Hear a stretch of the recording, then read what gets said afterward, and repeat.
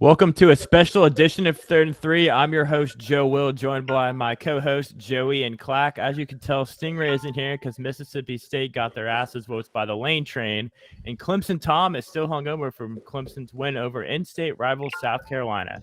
Joey, how you doing today? I'm doing good. Let's go ahead and get the show started. Matter of fact, let's go ahead and remember the Iron Bowl and then the intro. Here we go.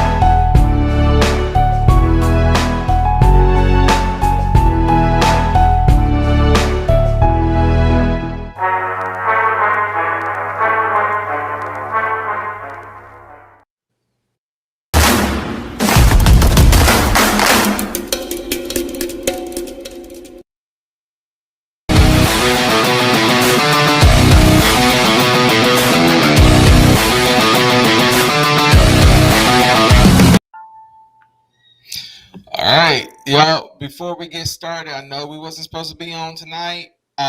We were supposed to have Vince Papala on Thursday, but Vince Papala called me up and said, "Hey, look, I got this going on. Can we postpone?" I said, "When you want to postpone?" He said, 2024. And I was like, "Oh, snaps! Can we settle for January 4th, 2022?" So there you have it. Vince Papala will be on the show January 4th, 2022. It's going to be a great show. As for that, Joe Will, take over, please. Yeah, so the first game we're going to go ahead and talk about is the Egg Bowl, which was played on Thursday night. I'm sure most of y'all were sitting on your couches full from Thanksgiving dinner. Clack had a small child in his stomach from all the food he probably ate. Joey, probably the same thing. And I know the pick'em for this game, it was like Ole Miss was favored by a point. I necessarily wasn't on that train. Mississippi State is a bit of a hyped up team. Went on and won against Ole Miss won against Mississippi State, 31-21. So a nice 10-point win. I'm just kind of curious to hear your guys' thoughts on that game. Clark, go ahead. Sorry, I'm not hearing Joey. That's intentional. Yeah, I felt like Ole Miss came out strong and came out fighting, and yeah, I feel like Will Rogers actually outplayed Matt Corral, but Mississippi State was just not able to move the ball well, and Ole Miss ultimately was, despite some iffy play calling by Lane as we seem to get every week, and Ole Miss did what I think everybody thought they would and won. I don't think it was as I think it was a little closer than people thought. I thought it was going to be maybe a 17-20 point win, but Ole Miss did a great job going into a tough environment and getting a win against their rival. Well, I want to know what was up. See, I couldn't watch it on ESPN for some reason. The app kept booting me off, so I had to watch it on Skycast. So I didn't have no announcers. All I could see it was like being at the game, but you know, uh, what was up with the timeouts? That was the weirdest thing for me. I was sitting there like, the game's over. Why are you calling timeout, Lane Kiffin? That was just the weirdest thing to me. And I know you can't hear me, Clack. That's your fault. Fix it. Actually, I didn't catch the timeout thing. I didn't hear You didn't about watch that the end of the issue. game? I watched the majority of the game. I didn't see the very end of it, but I actually wanted to kind of go back to something that Clack said. He said that Will Rogers outplayed Matt Corral. I don't really agree with that. I mean, I don't agree with that either. The I don't know what stats. game you was he watching. threw it 58 times, Clack.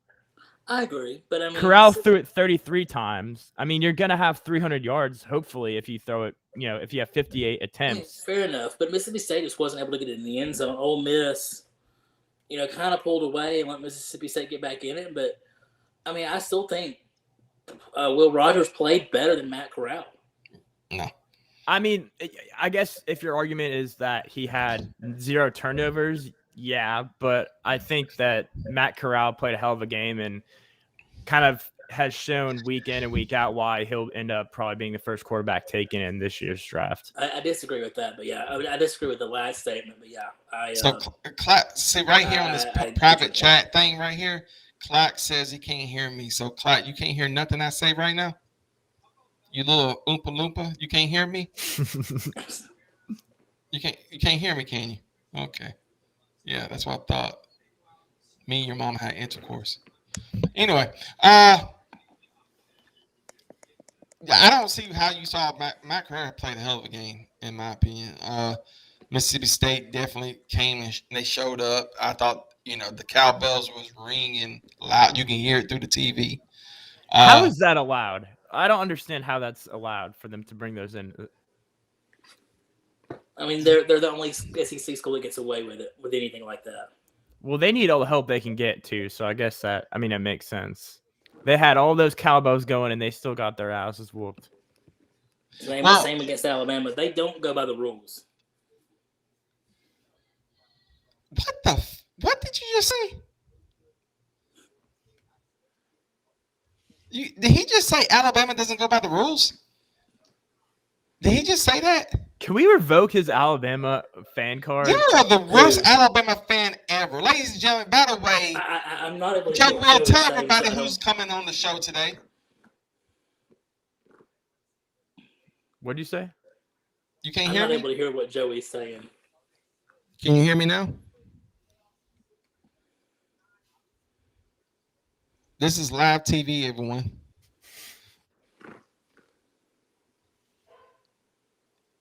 Okay.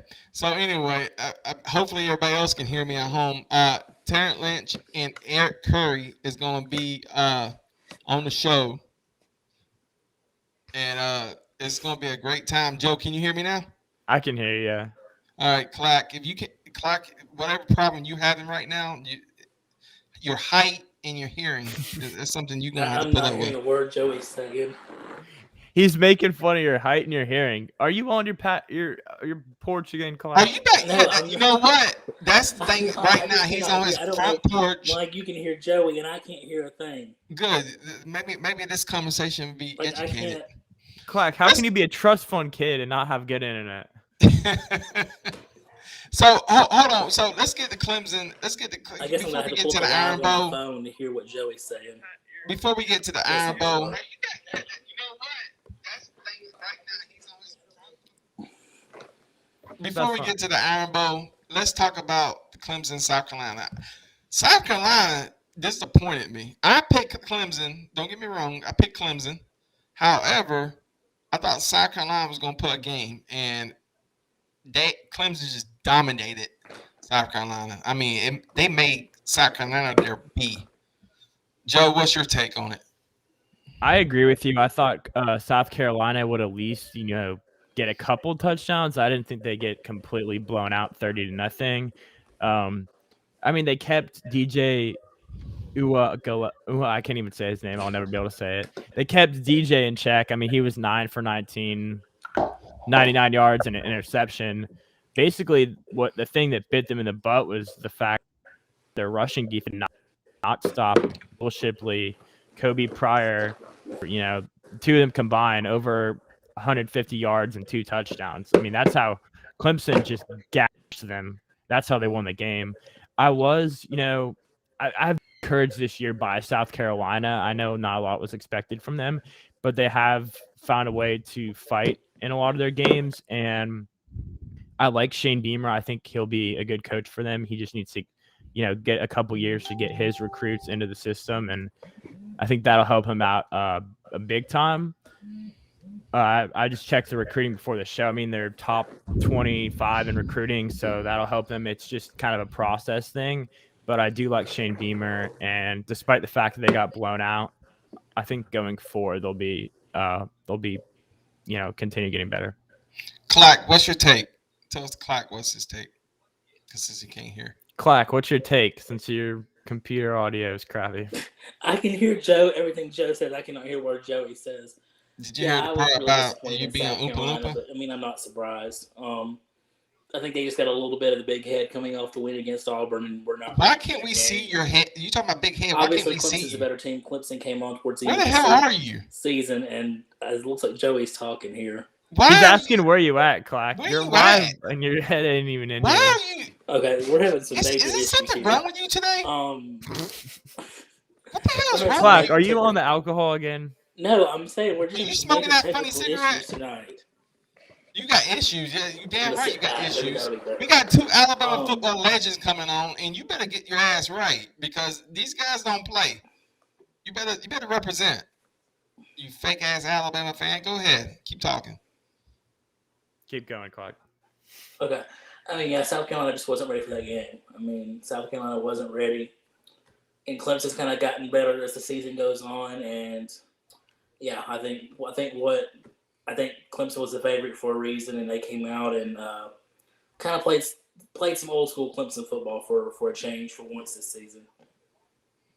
Okay, well, let's get to the bread and butter, the Iron Bowl, ladies and gentlemen. I don't know about you, but I expected what we got.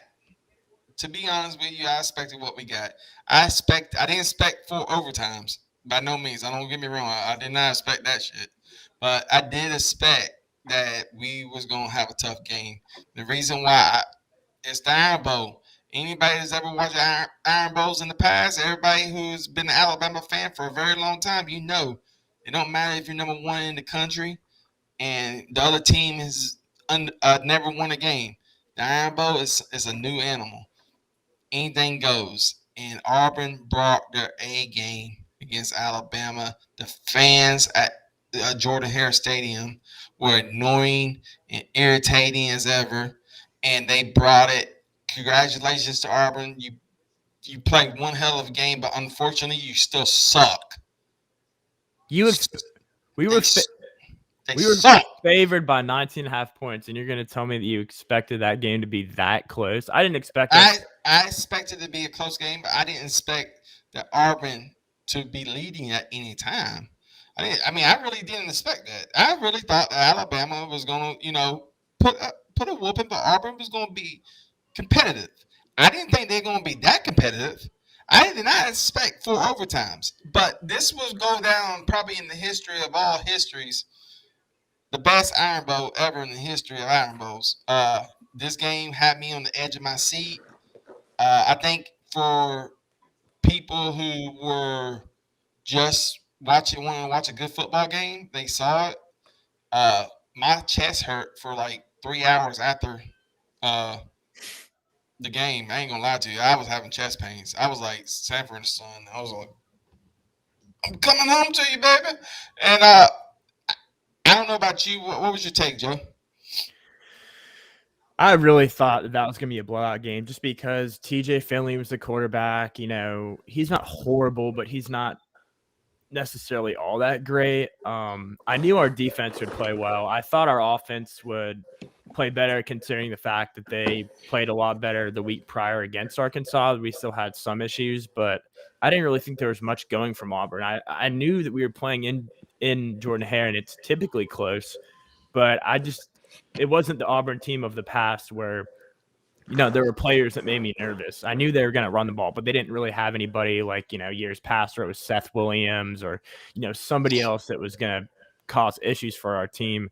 But like I said, defense played really well. I'm a firm believer in Pete Golding now. I'm back on the defensive train, and just offensively, it's still, Bill O'Brien continues to amaze me. Actually, this show's called 3rd and 3. I was half expecting Bill O'Brien to call a running play up the middle when everybody in the stadium knew it, since it's 3rd and 3, and he likes to call horrible plays. I know Quack got a chuckle out of that one. I mean, we're going to talk about the fact that we were favored by 19. We came in We just mentioned against that. an Auburn defensive line that's not that good, and against an Auburn defense they're decent, but they're not that good. We came in, and they took us to the 4th quarter to even cross the 50-yard line. I mean, are we going to talk about that, or are we just going to ignore that? We talked about it. We're just going to ignore the fact that our offensive line is worse than it's ever been, and going up against a team like Georgia Saturday with Nakobe Dean, Jordan Davis. I mean, are we just going to just ignore the fact that we got obliterated by a mid-pack defense, and now we're fixing to play the SEC championship against the best defense in football? Like, are we supposed to ignore that? We're not ignoring it, you dummy. We got the monkey off our back. We don't have to play in Jordan Hare this week. So, I mean, that's all I really care about. Fair enough. Okay, I get it, but it doesn't matter. I mean, that performance against Auburn was a very an eye-opener to how bad. Let's go ahead and get the elephant out of the room. If our offensive No line, pun intended. I didn't even think Bill O'Brien's. Hold on, Clack. Clack, shut up. Clack decided that he was going to go on Facebook and talk trash. Here asking me questions and said, "Can you tell me who was the offensive lineman in 1968?" and all this crap, acting like I got to prove. Yeah, acting like I got to prove myself to him about my Alabama knowledge. Bottom line is this, Clark. If you watch the Iron Bowls in years past, the Iron Bowls, everybody brings their A game. This has always been a close game. In 2013, nobody expected Auburn to beat Alabama. And it was times Alabama wasn't expected to beat Auburn. This has happened before. It's going to happen again. It's the Iron Bowl. It's Auburn versus Alabama. It's state versus city. It's the good guys versus the dumbasses in Auburn, Alabama. It's the game. It's the game that everybody in the state of Alabama wants to watch. I remember being in Woodbridge, New Jersey. Had to go to the bar across the street to watch the game because they wasn't carrying the Iron Bowl right there in the hotel room. So, it's the Iron Bowl.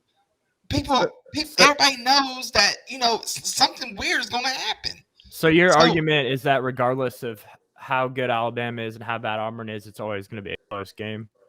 Sometimes it's not. In 2008, they got blown out by 36 points, like 36-0. Last year we beat them pretty good too. I'm pretty sure. But that wasn't in Jordan Hare. So but the thing about it is you got to understand, Clyde, you don't get to talk right now. You're gonna get educated.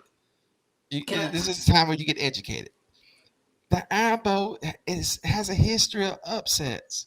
This is nothing new. But yes, the offensive line sucked. They've been sucking all year long. Of course, we was on a Twitter space, and I said the offensive line looks horrible, and they were like, "No, the offensive line plays good this week." No, the offensive line always play horrible. This whole season, the offensive line. No, wait, hold on a second. Let's be more specific about the offensive line. I'm a Falcons fan. I know a bad offensive line when I see one.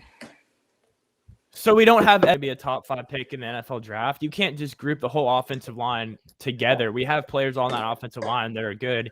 It's just the fact that we're you can. As a former offensive lineman, you're only as strong as your weakest link. I understand. And the weakest link is at right tackle. That's the problem, is at right tackle. So when you take away, when there's one side of the field that defenses are going to attack, it puts a lot more pressure on everybody else. So I wouldn't say I don't think the offensive line as a whole is bad. It just looks very bad because everyone's out of sync because they're having to make up for the fact that there's nobody who can play right tackle, which I will say, as bad as Chris Owens has been this year and as much shit as people have given him, I would take him in a heartbeat over Damian George. Damian George gets beat on every play. Chris Owens gets beat maybe every 4 or 5 plays. I mean, Darian Dalcourt struggles too. But here's my question, and both of y'all sit there and be like, "Oh, we're going to struggle in Jordan Hare." Tell that to Georgia. Georgia beat him 38-10. Just because it's Jordan Hare doesn't mean we're going to struggle. You need to stop. Here's what I want everyone to understand. Thank you, Joe. Speak it. Tell them, please tell them. We need to stop comparing Alabama and Georgia. They will. We're literally playing them this weekend. Okay, all these debates that we're having will be settled this weekend, one way or another. So there's no comparing, Auburn or Georgia went into to Jordan Hare and they beat him by a bunch. We don't need to worry about how many points Georgia beat this team by or how many points we beat this team by. All we need to worry about is this weekend. That's the problem. This whole year we've been like, Georgia beat this team by 20. We only beat this team by 14. It doesn't matter. All that matters is the game this Saturday. That's all that matters. And right now, I think everything is playing into our favor. Nobody expects us to win. Georgia's favored by 6 points, 6.5 points, actually. So no one's expecting Alabama to win. The game's being played in Atlanta. Number 1 team. We're number 3 right now. Michigan just jumped our ass. So this is right where I want to be as an Alabama fan. Complete underdogs. No one's expecting us to win. I would be more nervous as a Georgia fan than I would be for an Alabama fan right now. Okay, literally, Georgia has been the best team all country all year. Nobody's even touched them. What makes you think we can touch them? Nobody has. They haven't been tested. Points. We've been tested. We've had those gritty wins. They haven't had that this year. We've been tested by teams like Florida and LSU, who are 6-win teams. We're tested by 6-win teams. They're beating 10-win teams by 25 points. Have they gone up against anyone this year that has an offense that's capable of what our offense is doing? That's what I want to know. Our offense scored 10 points in regulation against a bad defense. What tells you our offense is capable? We have playmakers. Okay, all right. Hold up. The offense is capable.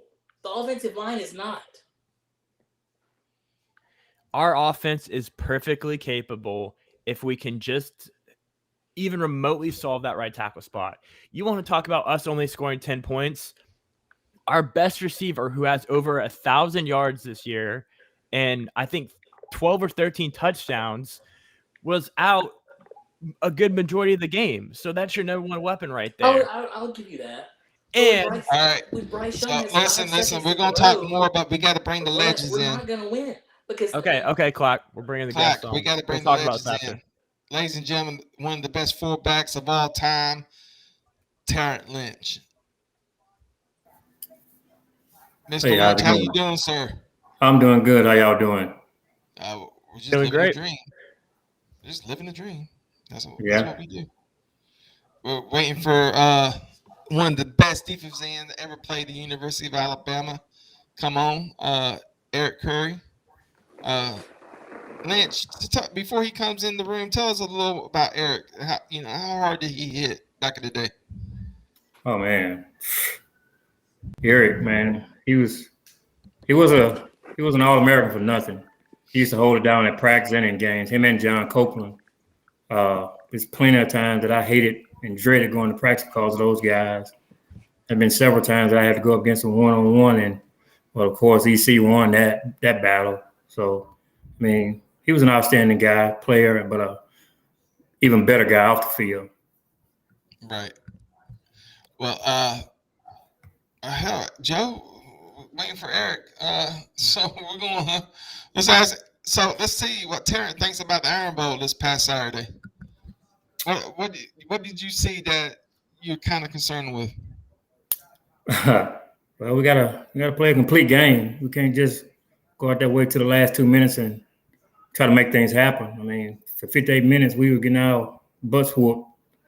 But, at the end, that's the only thing that counts, come out on top. But I feel that, we're not going to be able to do that against Georgia. I mean, we got to come out there and play a complete game, offensively, defensively, a whole game. And, we can't have any slip-ups because we go out there the first half, play like we did against Auburn, it can easily be 30-0. Yeah. Joe, got any questions, man? So we are talking about this matchup this upcoming weekend. Before you hopped on here, I just wanted your thoughts on, do you think it's better that Alabama is the underdog and everybody's written them off and Georgia's favored? Do you think that helps us out at all, or is it? Yeah, that right there takes a whole lot of pressure off us. A lot of guys, in which, that's always been, our, motto. We don't look forward to going into any game as, number 1 or whatever. I mean, us being the underdog, that's in our favor because, that puts more fire into the guys, give them more motivation to go out there. And like in 92 when, we was underdog going against Miami. And, it's pretty much to me the same as in this game right here. We go out there and play like we're supposed to, both on offense and defense. We come out on top because we've been having Georgia number for the last several years. Yeah. I just saw on the rankings show that actually Michigan jumped us right now, and they're in the number 2 team. So we're sitting at number 3 right now for rankings. I don't really care too much about them because the whole year it's been leading up to SEC championship. If we beat Georgia, we'll probably take the spot at number 1. So the rankings don't really mean much, but I like that this team is being counted out by a lot of people. And I like that Georgia, all signs are pointing to them winning, being the number 1 team, playing in Georgia. There's all this hype surrounded by them. I was telling these guys earlier, I'd be more nervous if I was a Georgia fan, just because, like you touched on, they haven't beat us in recent years. Mm-hmm. It's like they have more to lose than we do. I mean, they're, everybody putting them up on a pedestal right now that they're, undefeatable. But, we're an Alabama team that's done that in the past, shown that we can do that. And, like I said, we go out there and play the game that we can play. Then, we should, handle business the way we can. Plus, people got to understand this is a young team, too. Your captains are sophomores, for goodness sake. So it's not like we're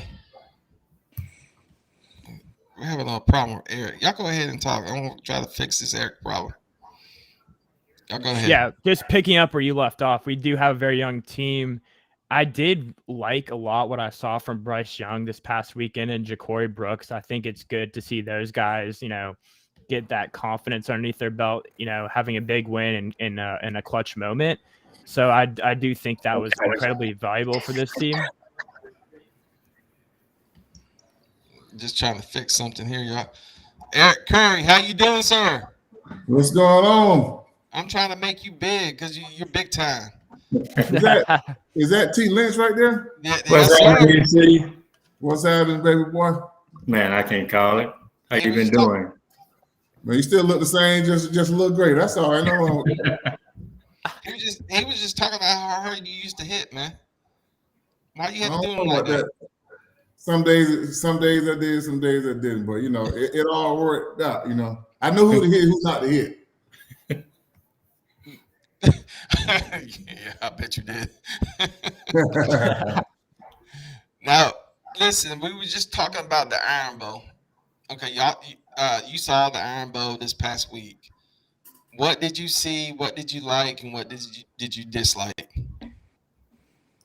Well, I didn't like how our offense was pretty much like in mud and quicksand pretty much the entire game. We couldn't get the ball to going. Can you still see me? Yeah. Yep. Okay. Well, yeah. And there was no urgency to change it up as far as with Saban's strategy. I was kind of lost for words with that. And I don't, as far as on defense, we were pretty steady. We held them to a pedestrian type of average out there, and which wasn't too bad for Auburn, who's always amped to play us. It's anybody's ball game. So we could be number 1 and they could be number 25 and they're still gonna bring it. So but other than that, I just hope he has enough preparation for them Bulldogs because they ain't playing this year, bro. They ain't playing. Well, the one thing I wanted to talk about is you guys played in the first SEC championship game ever. And now we're about to go into the SEC championship game. Can you take us back to 1992, back to was it Legion Field? Y'all played against Florida. What was the vibe in the locker room? What was going on? I mean, was y'all mad that y'all had an extra game in the season? I mean, what was this was a new concept. What was the thing that was going through your mind going into this game? You asking me or you asking Lynch? Because I'm asking both of y'all.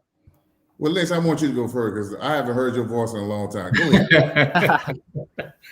Man, it was, well, for one thing, it was cold.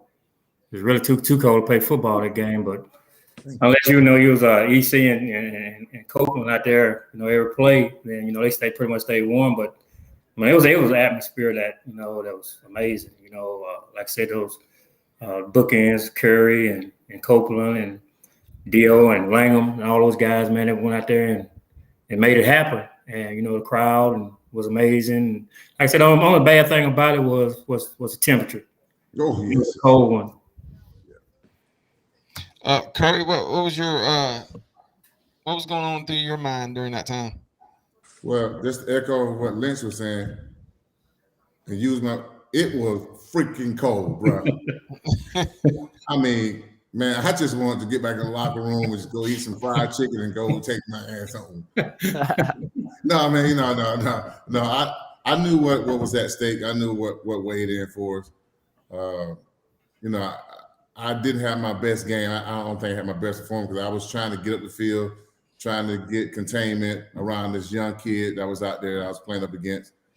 And I wanted to do some things on them, but they knew that once I got a field, that they were bringing Eric Rett in between the guards, and that was taking me up the field. So that was leaving a gap right there, and Coach had to do more work than expected. And so I was just trying to. I had finally got myself together, maybe after halftime, to kind of slow it down, slow my pace down, and gather myself. And it was definitely electrifying, and we were totally into the game, and they kept running certain routes and certain things were going on, but we prevailed, and I'm gonna let you go on with your question, but I do have one thing I do want to say about that game towards the end of the game. But you go ahead. No, go ahead. Say it. Okay, so nobody's here to listen to me. Yeah. So here's the thing. So we would get hit up pretty good with the I think it was the post sometimes, and it was a curl, and they kept hitting it with Jackson and another player that was out there that was doing pretty good, and so they was hitting us up. We were getting up the field. We were constricting the hole pretty much, but they kept, he had that run and shoot type offense at that time. He was gunning the ball. And so our defense coordinator called timeout. So he called timeout, everybody come off the field. It's like, man, we got to do something. We got to stop these kids, stop these guys from scoring or just from pursuing down the field. And so Langham came to huddle. I'll never forget. He said, EC, I see something. What I'm going to do is, when they throw that curl, I'm a hide. He was hiding out in the secondary. He said, I'm a hide and I'm gonna jump on that curl and I'm gonna make something happen. I was like, what? He said, yeah, they keep throwing the same route and they don't think I know what they're doing. So we get back in the huddle, we call our defense and everybody do what they do. What's the quarterback name again? At the time, damn, I forgot too. Somebody help me out here. What's the quarterback for that team? Clacker, pull your Google up. No, he played in the league for about 14, 15 years. I think he played for the Bears a little bit. Anyway, Listen, man, he threw that ball, man. He was wasn't he won the Heisman? No, he didn't win the Heisman. Never won the Heisman. No. That was 96. I'm sorry. I'm thinking of somebody else. I'm thinking the Matthews. Matthews, that's him. Matthews thought he had the same route that was going to happen again and again. He threw that route down there, threw that curl, and Langham snuck up like he always do. I call him stealth. He snuck up and came up with that ball, bam, interception, and took it to the house. I was like, oh my God. So that's one moment I really can't believe. Besides being cold, that was the play right there. The send us on through. Well, I got, man, every time you two come on, I got so many questions and I just don't have enough time. I mean, because 92 is like the year that, as a 10-year-old, that's when I started noticing football. Man, you're old, Jay. So, for me, the 92 team is something minimal. I will say this, and I don't care who anybody wants to try to debate me. They can go ahead and try to debate me. I will win because I got facts and statistics to show you. 1992 Alabama team, probably the best team at the University of Alabama. Prince Wimbley, Eric Curry, George Teague. I mean, Lynch. You name it. They had them. They had them. I can say this. I know that's the best defense that I've seen Alabama have. Well, you had a good offense too. We had a pretty good offense, but that defense, man. Yeah. I would hate to go against that, man. I never in football history have I ever seen anybody run that. I think the ball got intercepted. Yeah. And then all of a sudden, this guy just sprints downfield, gets to the 20-yard line. Instead of tackling him, he slaps the ball. This is George Teague, by the way. Anybody that don't know who I'm talking about, slaps the ball out of the person's hand, picks it up, and it saves. You never see that ever. I never saw that ever again. That's the most amazing play ever. I mean, watching Eric. I mean, for Tampa Bay and play for University of Alabama. Back when they had ESPN Classics, I used to watch y'all all the time. I mean, y'all were the best team at the University of Alabama, bar none. I don't care what anybody says. Debate me. Try. And listen, I'm on the same page with you. I believe we do stand as number one defense that's ever played at University of Alabama. And by now, probably, in college football, but and the thing about that is it's so funny how Teague is one hawking him down. I don't even think that play even counted, and for the umpteenth time, London jumps his ass offside one more time, and that's what eventually look at all that kind of like. Order, but it was kind of funny because it was either him or me jumping off sides, and T was just, we would do crazy, amazing things in practice. Lynch them was the one that made us better. Sherman Williams, all those guys, I'm saying, look, Cadillac, Chris Anderson. Yeah, Chris. Those guys pushed us, man, and so it was nothing for us to go out there and perform at our top level.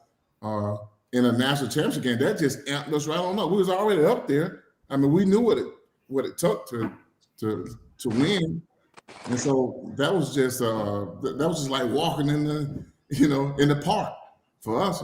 They didn't know that, but we already had the confidence before the game even started. We knew we was gonna win because it was in our head. Can't nobody tell you to be ready if you already ready. You get what I'm saying? Yeah, I don't think it was any doubt in America that y'all was going to beat Florida. As a 10-year-old, I really didn't know, but for me, Miami or Florida? Which one was you talking about, Miami or Florida? No, Florida. I'm talking about Florida.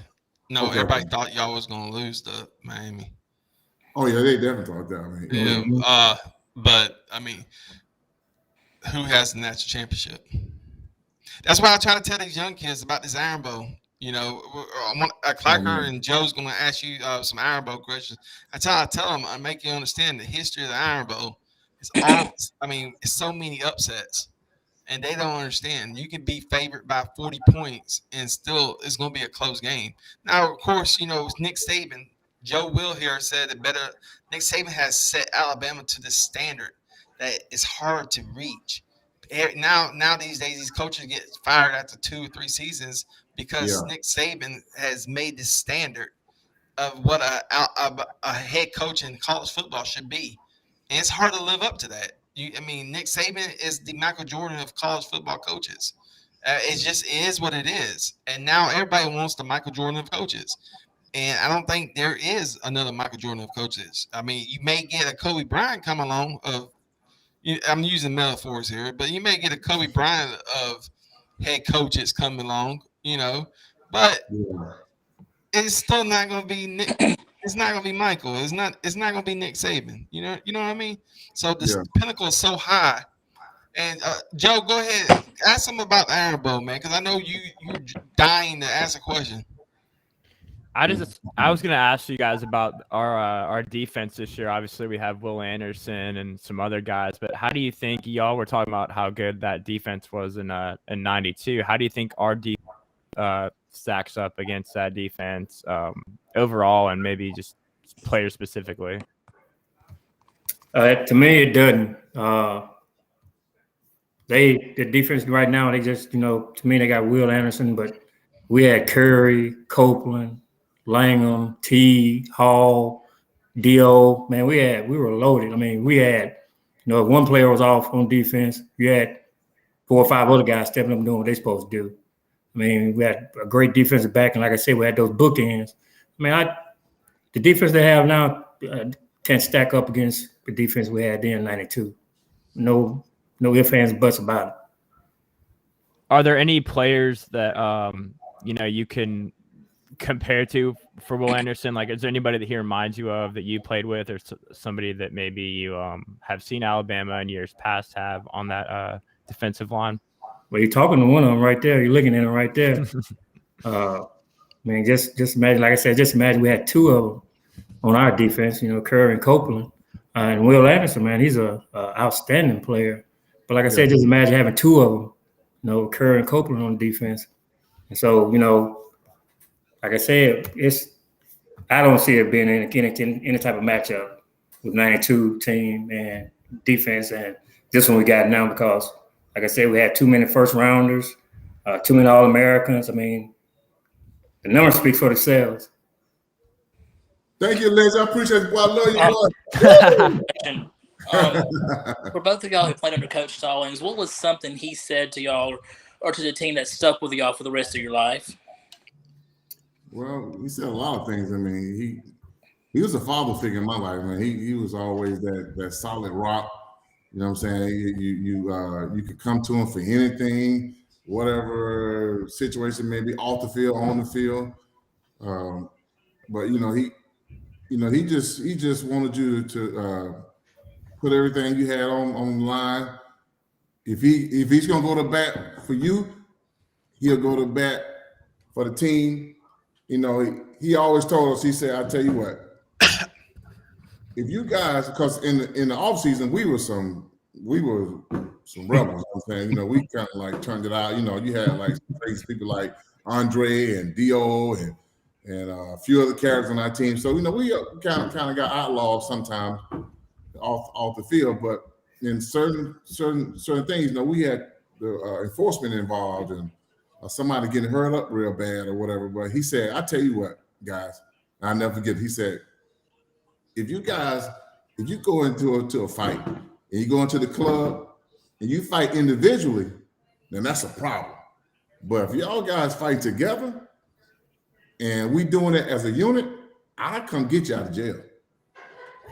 I'll take care of you.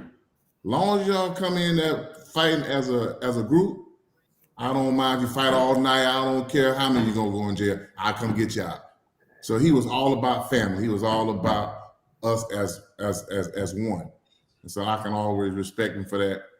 And he was always talking about build a fence. You know what I'm saying? You remember that, Lynch? He said, "Y'all them four corners of a fence." Yep. That was his thing right there. So that was he was definitely a solid man. Well, I'm gonna say this. I know when I talked to y'all, I told y'all 15 minutes, and I definitely kept y'all 15 minutes. I'm gonna tell both of y'all something. When it comes to Alabama legends, I talked to him on here. I talked to Andrew Zhao, which is probably one of my favorite all-time Alabama quarterbacks.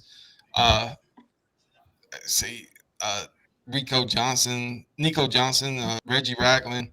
I taught some pretty cool guys. But Eric Curry and Tarrant Lynch is. Oh, by the way, I'm gonna say this, Eric. You need to get a Facebook friend, Tarrant, on Facebook, because this guy right is comedy gold.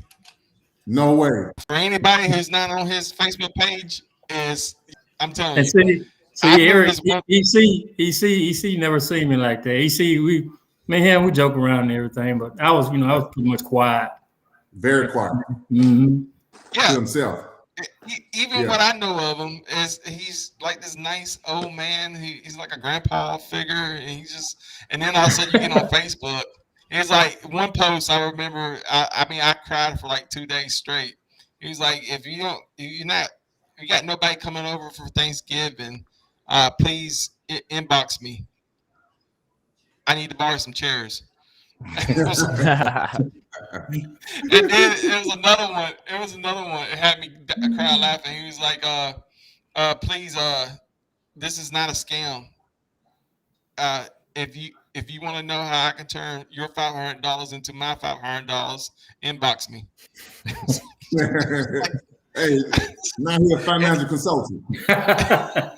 Hey, it's not like you get like 1 or 2 likes. He gets like 150 like laughing like little emojis, and like people are crying laughing because it's every day. Every day I look for his.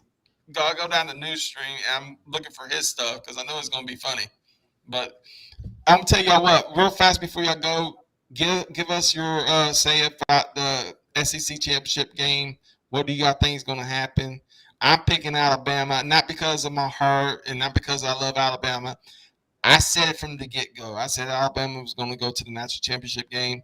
I said Alabama was going to win. I said with this young team, this is going to be a great team. And so far it has. A lot of people disagree. The offensive line suspect, I get that. But to see what Alabama, this young team has done, I think they got 3 more upsets in their bag. What do y'all think? I'm gonna let Eric go first since I'm gonna let you go first, EC. Okay, well here it is. This is what I say. I say that overall, of course, I am rooting for the great University of Alabama. That's my heart. That's my blood, my bloodline, or whatever. We have to contain. I don't know how it's going to happen with number 99 on defense. He is unstoppable, unblockable.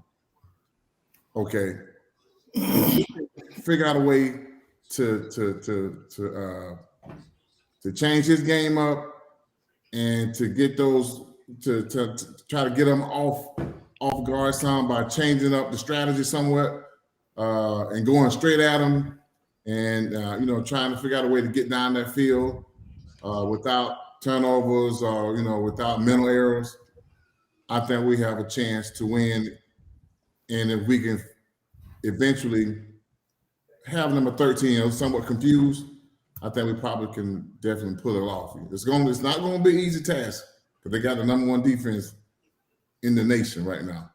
I don't know about the offense, but I think if you give Saban enough time like Bill Belichick, he'll figure out a way to make it happen. So roll tide. Mr. Lynch, what do you think?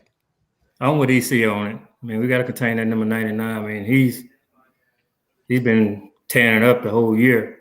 I think we get that done. Our offense and everybody get to clicking. But I think the main thing, our defensive backs. I mean, they gotta step up. They gotta step up. We gotta contain their receivers. I mean, we got to because if they got the passing game going, they're gonna open up the running game and.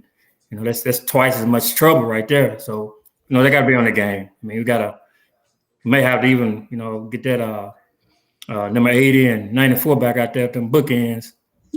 Out. So, but, I think we're going to come out on top. I mean, like I said, we had their number the last several years. So, I think we're going and do what we're supposed to. We'll come out on top. Yeah. Well, there you have it, y'all.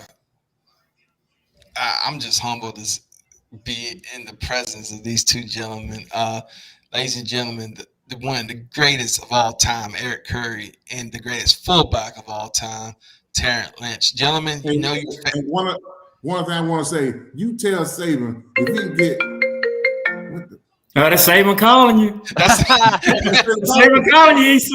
Lord. Hey, Saban need to get more of the college ambassadors to come back and be on the sideline and root for the team. Hey, if that's the case, if you get tickets, see that Saban got to tell you. It's like you invited to Atlanta this Saturday. Hey, just call me up. You got my number. Just like, hey, just dress me up like just dress up. What was his name? Jay Barker, the quarterback, Jay Barker. Yeah. Yeah, just dress me up. Dress me up like him, and I'm white. I look the same. All right, man. Okay. All right. Hey, EC, good talking to you again, man. Hey, good talking to you. Hey, make sure you give my number. Okay. Yeah, let me get an EC number from you. Sure. You want me to get it online? Yeah, just send it to me in message. Message it to me. All right, 10-4. All right, ladies and gentlemen, All right. this is two of the greats. Thank y'all. Thank All y'all so right. much. I know you, Lance boy. Now Oh. Clock sits up. Yeah, Clark, where were you, man? Clock's like, Well, okay. That was good. Good interview. Did I say his name Jay Barker? Did I say Jay yeah. Barker? Eric's still back. Well, what's up, Eric? Eric, he's just froze. Anyway, that was a pretty good interview. Yeah, that was good. One thing I want to talk about that they brought up, aside from Jordan Davis, there's nobody really on Georgia that makes me all that nervous. Nakobe Dean. Nakobe Dean, yes, but I feel like compared to the Georgia teams that we've played in the past, they don't have, a lot of names that really stand out, especially on offense. I know they have James Cook and Zamir White, and that's a good 1-2 punch, but I don't know. As Stetson Bennett has played this year, I think this defense make his life a living hell, and specifically Will Anderson.